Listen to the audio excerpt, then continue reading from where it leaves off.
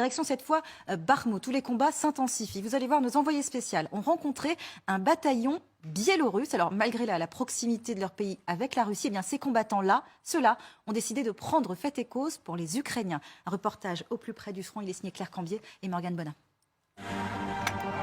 Cela fait 2 mois et demi que ces hommes défendent la ville de Bakhmout.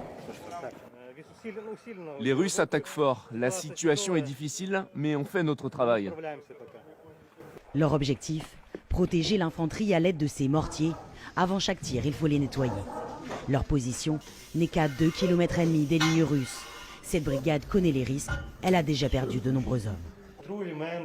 Des gars humains, des durs, des hommes forts et courageux. Ces hommes sont prêts à mourir pour l'Ukraine et pourtant ils ne sont pas ukrainiens, mais biélorusses. Tous estiment que la Russie a pris les commandes de leur patrie. Défendre leurs voisins était une évidence. Mon pays est occupé aussi, et c'est depuis la Biélorussie que volent les missiles et que sont envoyés les tanks. Et j'en ai honte. Cet ancien animateur pour enfants est chargé de préparer les obus. Aujourd'hui, il les a même dédicacés. J'ai écrit pour le bombardement de Dnipro, pour les gens violés, signé Larvich.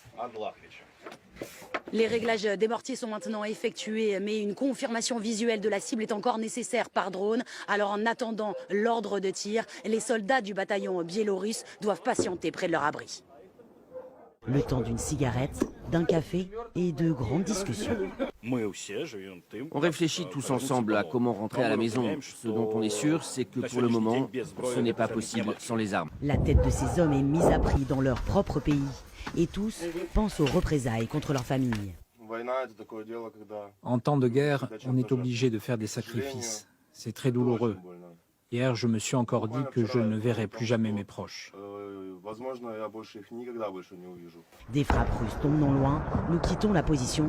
Dans Bakhmout, bombardés, des soldats érigent des barricades. Sur la route, des colonnes d'armes lourdes. L'affrontement n'est ici pas près de se terminer.